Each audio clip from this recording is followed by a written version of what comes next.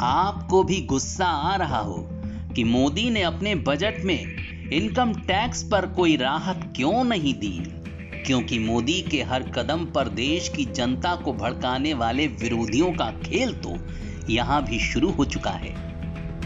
मगर याद रखिएगा, ये वही लोग हैं जो बजट के आने से पहले ये कहकर आपको भड़का रहे थे कि इस बार तो टैक्स बढ़ाया ही जाएगा, कोई नया बोझ तो डाला ही जाएगा। मोदी फ्री में वैक्सीन लगा रहे हैं, मुफ्त राशन बांट रहे हैं, तो कोरोना के नाम पर कुछ ना कुछ नया बोझ तो पड़ेगा ही। लेकिन ऐसा कुछ भी नहीं हुआ। एक बार फिर इन लोगों की अफवाहों का गुब्बारा फूट गया। चलिए अब देखते हैं कि आखिर क्यों मोदी का ये बजट कमाल का बजट है। याद कीजिए, जब कोरोना ने बड़े बड़े देशों की हालत पतली करनी शुरू कर दी थी तो दुनिया ने क्या कहा था भारत के बारे में? भारत बर्बाद हो जाएगा, भारत में हर तरफ लाशें ही लाशें होंगी, भारत की इकोनॉमी ढह जाएगी। लेकिन हुआ क्या? पीएम मोदी ने कैसे आपदा को ही अवसर में बदल दिया। इसी कोरोना काल में आत्मनिर्भर भारत का मंत्र दिया। आत्मनिर्भर भारत के लिए 27 लाख करोड़ से भी ज्यादा का पैकेज दिया। देश के गरीबों के लिए पीएम गरीब कल्याण अन्न योजना लाए, जिसका फायदा 8 महीनों तक 80 करोड़ लोगों को मिला।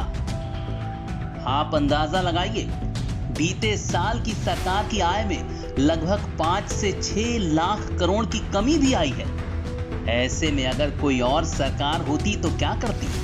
पहली बात तो इतनी बड़ी योजनाओं के बारे में तो सोच ही नहीं पाती, और उस पर महामारी के नाम से नया टैक्स भी थोप देती, डायरेक्ट टैक्स में बढ़ोतरी कर देती।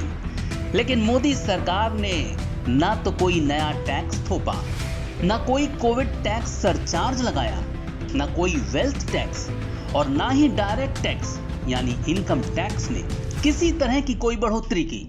बजट में भी देश के स्वास्थ्य, शिक्षा और आधारभूत ढांचे पर दिल खोलकर खर्च करने का ऐलान किया गया है, हम पर बिना कोई बोझ डाले हुए।